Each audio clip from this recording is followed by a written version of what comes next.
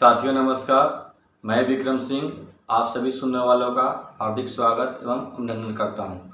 दोस्तों, मेरा नाम विक्रम सिंह है। पेशे से मैं एक स्पोर्ट्समैन हूं, वॉलीबॉल खिलाड़ी हूं और वॉलीबॉल खेलने की वजह से बनारस डीलू रेलवे में जॉब करता हूं।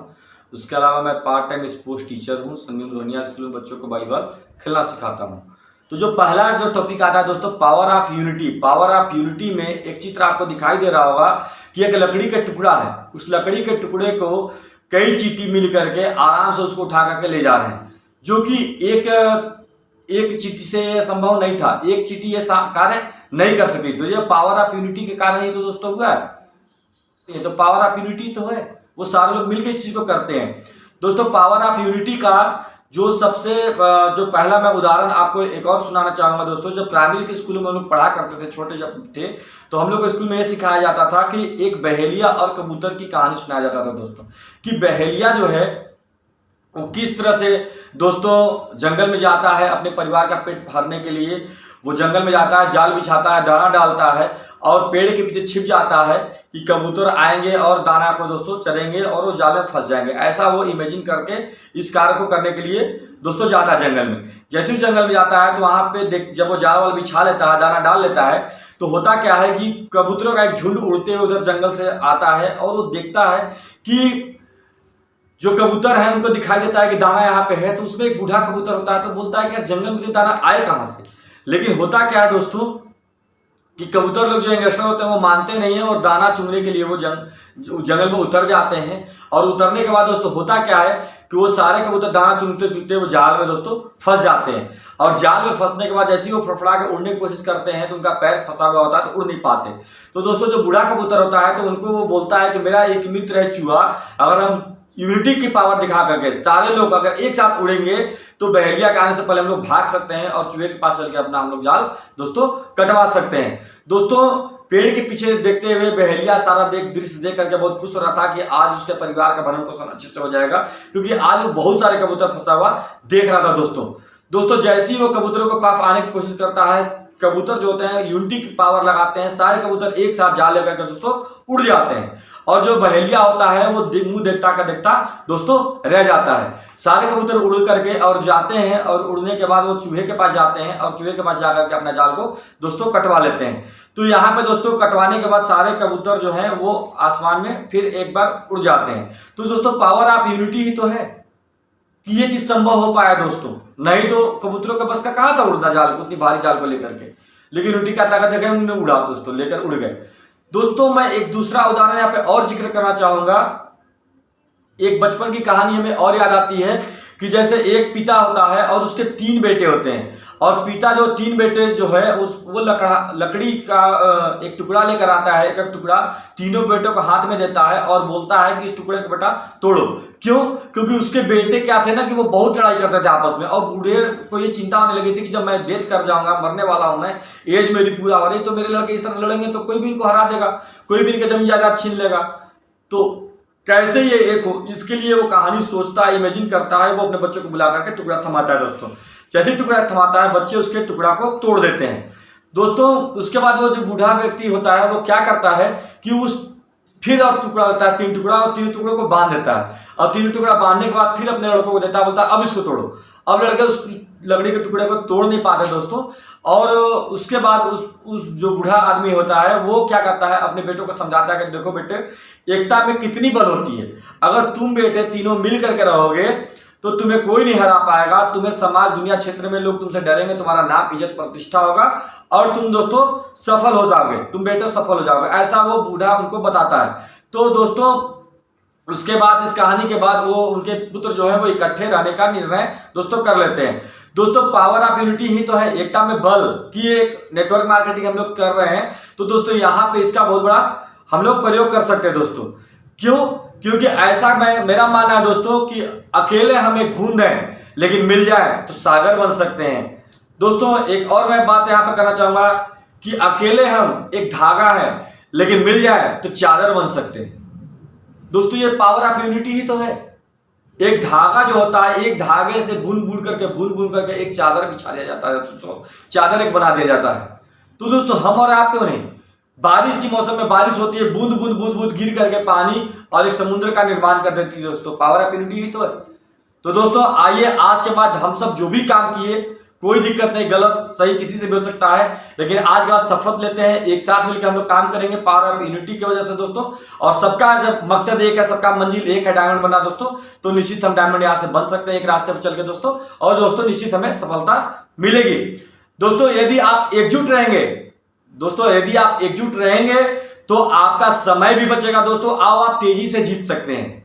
क्यों? क्योंकि ऐसा कहा जाता है कि एक व्यक्ति किसी कार्य को 10 दिन में पूरा करता है, अगर 10 आदमी मिल जाए तो वह कार्य को 1 दिन में कर सकते हैं। नेटवर्क मार्केटिंग यही तो है। अगर हम ड्यूटी करते हैं, एक व्यक्ति 8 घंटा ड्यूटी करता है, पूरे 30 दिन ड्यूटी करता है, तो 240 घंटा ड्यूटी करता है, 240 घंटे का उससे पैसा मिलता है। लेकिन अगर नेटवर्क मार्केटिंग में एक व्यक्ति अगर 8 दिन ड्यूटी किया और दूसरे दिन अगर उसके टीम में 2 बन जाते हैं, तीसरे दिन या दूसरे हफ्ते, तीसरे हफ्ते ऐसे करके भी बढ़ते हैं, तो हफ्ते में 10 भी बंदे आ गए, तो एक व्यक्ति के बाद पूरे महीने में 80 घंटे तो सिर्फ एक व्यक्ति ने काम किया। तो आप समझिए कि कितना ज्यादा काम हो सकता है एक हफ्ते में, अगर इस तरह से टीम बन सकती है, तो यूनिटी ही तो है। तो दोस्तों यही आपको जिक्र करना चाहूंगा कि यहाँ पे दोस्तों नेटवर्क मार्केटिंग करने से बहुत बड़ी सफलता मिल सकती है दोस्तों, अगर यूनिटी के साथ हम लोग करेंगे तो दोस्तों। दूसरी पॉइंट निकल के आती है पावर ऑफ समर्पण। सबमिशन की शक्ति से क्या संभव हो सकता है दोस्तों? जैसे ऐसा कहा जाता है दोस्तों कि हम लोग प्रार्थना करते हैं, और प्रार्थना जो क्या है इसके बारे में आपको जिक्र करना चाहूंगा कि प्रेम और समर्पण जहां नहीं है वहां प्रार्थना दोस्तों नहीं है। तो ऐसा कहा जाता है कि दोस्तों जब हम भगवान के साथ प्रार्थना भी करते हैं, तो प्रेम अगर हमारा समर्पण भगवान के प्रति, हमारे गॉड के प्रति है, तभी दोस्तों हम उसके प्रार्थना करते हैं दोस्तों। पावर ऑफ सबमिशन में जो सबसे पहला मैं उदाहरण लेना चाहूंगा दोस्तों, हमें किसके किसके प्रति समर्पित रहना चाहिए।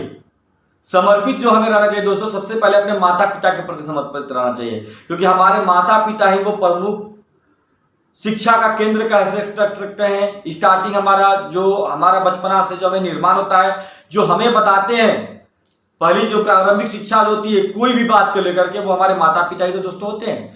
दूसरी जो होते हैं समर्पण हमें रखना है दोस्तों अपने गुरु जी के पास। हमारे गुरु जो लोग जो होते हैं, गुरु लोग ही हमें वो बताते हैं रास्ता। जैसे कबीरदास की दोहे हैं, गुरु गोविंद दो खड़े काको लागे पाए, गुरु बलिहारी आप संगमति सोन सुजाए। यानी दोस्तों एक गुरु ही तो है जो हमें वो सही मार्ग, सही रास्ता दिखा सकता है। तो हमारे माता पिता जो है वो हमें पहला गुरुकुल भेजते हैं प्रारंभिक शिक्षा लेने के लिए, और गुरुकुल में जाने के बाद गुरु जी हमें सिखाते हैं कि हम भगवान तक कैसे पहुंच सकते हैं, हमें मोक्ष प्राप्त कैसे हो सकता है, हम सफल कैसे हो सकते हैं। तो दूसरा हमें गुरु के प्रति समर्पित रखना है। तीसरा हमें परमेश्वर के प्रति भी समर्पित रखना है। ऐसा नहीं दोस्तों कि हम चाहे जिस इष्ट देव को मानते हो, हमें उस पर विश्वास करना है, हम उस अलौकिक शक्ति पे विश्वास करना है, और उसके प्रति भी दोस्तों हमें समर्पण का भावना रखना है दोस्तों।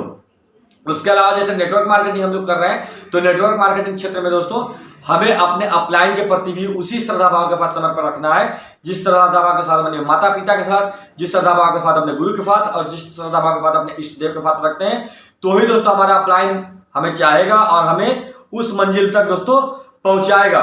दोस्तों समर्पण की जो सबसे जो एक उदाहरण प्रेजेंट टाइम में कलयुग का पीरियड जैसा कहा जाता है दोस्तों चल रहा है, और यहाँ भी एक सबसे जो सशक्त भाव जो है वो देखने को मिलता है दोस्तों, तो भगवान श्री राम और हनुमान जी के बीच में देखने को मिलता है दोस्तों। ऐसा कहा जाता है दोस्तों कि एक बार जब लंका की चढ़ाई करने के लिए जा रहे थे और समुद्र को जब लांघना था, तो वहां पे नल और नील द्वारा राम राम लिख करके पत्थरों को फेंका जा रहा था समुद्र में, और वो सारे पत्थर तैरते जा रहे थे, उससे सेतु का निर्माण हो दोस्तों।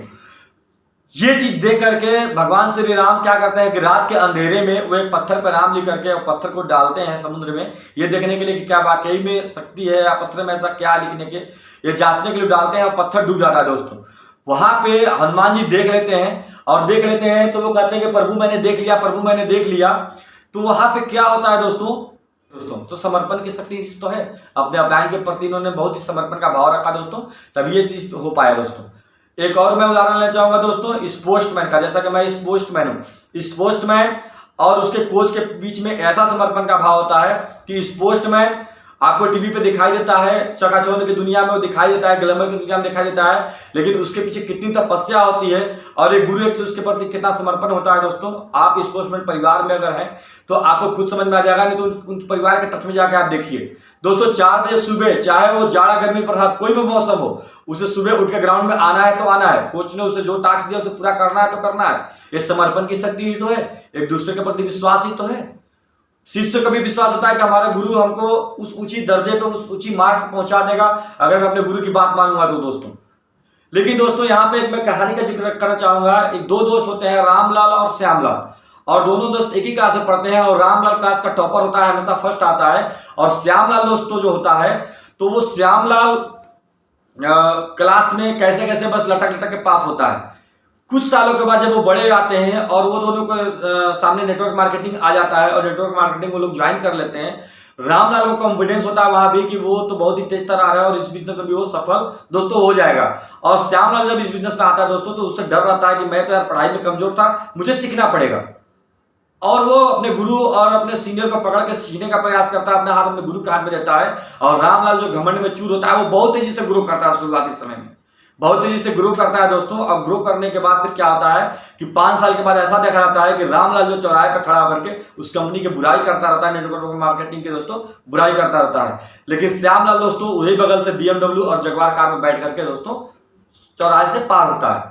तो दोस्तों यहाँ पे अपने ईगो को ताक पे रखना होगा। हमारे महागुरु जी जसवीर सर लगभग 35 साल 34 साल के एज के हैं, लेकिन महागुरु जी ओमवीर सर उनसे कई ज्यादा एज के हैं, लगभग 50+ एज के हैं। लेकिन आज मैं उनका समर्पण देखता हूं, वो पैर छू के आज भी प्रणाम करते हैं स्टेज के माध्यम से चार समाज में, चाहे वो शैलेंद्र सर हो चाहे कोई भी सर हो, अपने जो सीनियर है उनको इज्जत देते हैं, सम्मान करते हैं। तो समर्पण की शक्ति से तो है।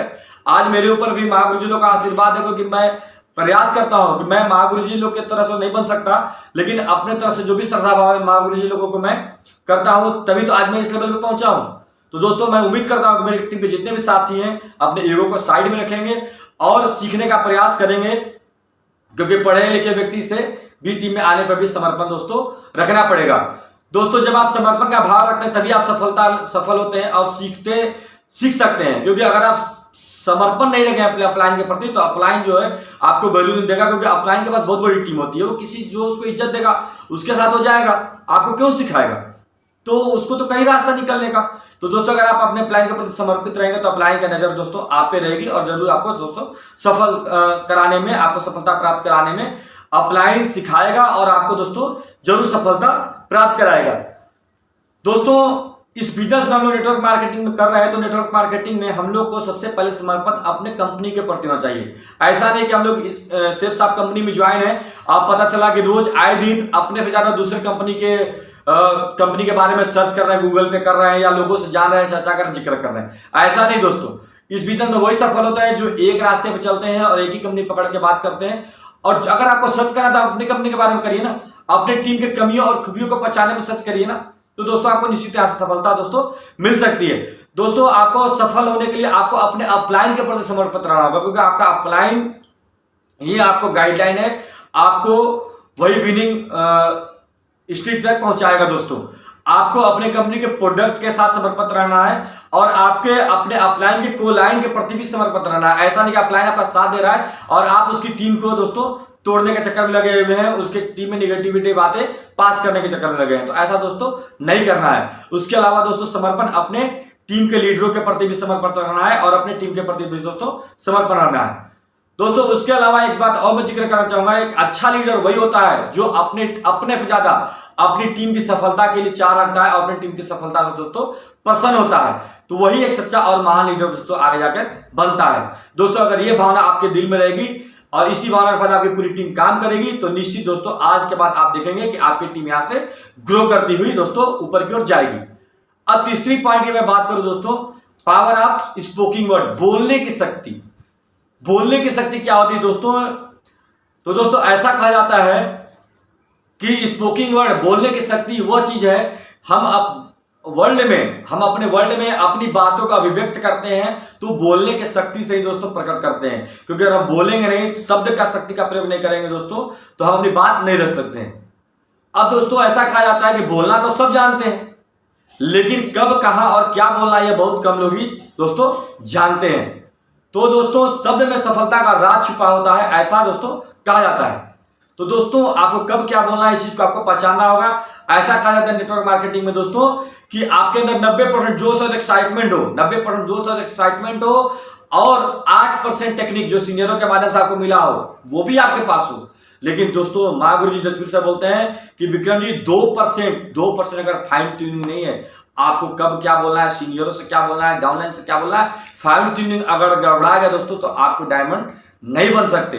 जिस व्यक्ति का फाइन ट्यूनिंग मजबूत होगा दोस्तों तो बहुत ही जल्दी वो डायमंड दोस्तों बन जाएगा। यानी शब्दों को सोच समझ करके दोस्तों इस्तेमाल करें तो जरूर आपको सफलता मिलेगी दोस्तों। जैसे कहने का मतलब यह है कि आपके पास क्या नहीं है आप उसके बारे में जिक्र करिए। आप ये मत बोलिए जो आप नहीं चाहते हैं, आप वो बोलिए जो आप चाहते हैं। आप यहाँ डायमंड बनना चाहते हैं तो आप डायमंड की बात करिए ना कि मुझे डायमंड बनना है। जो आपके पास नहीं है, आपके पास गाड़ी नहीं है, आपके पास बंगला नहीं है, आपके पास कार नहीं है, आपके पास जमीन नहीं है, उसकी चर्चा करिए। मेरे पास नहीं है, मेरे पास ये आ रहा है, मुझे मिल रहा है, मैं इसको लेने जा रहा हूं, मैं इसको लेने जा रहा हूं। ऐसा आप 10 बार 20 बार चिल्लाएंगे।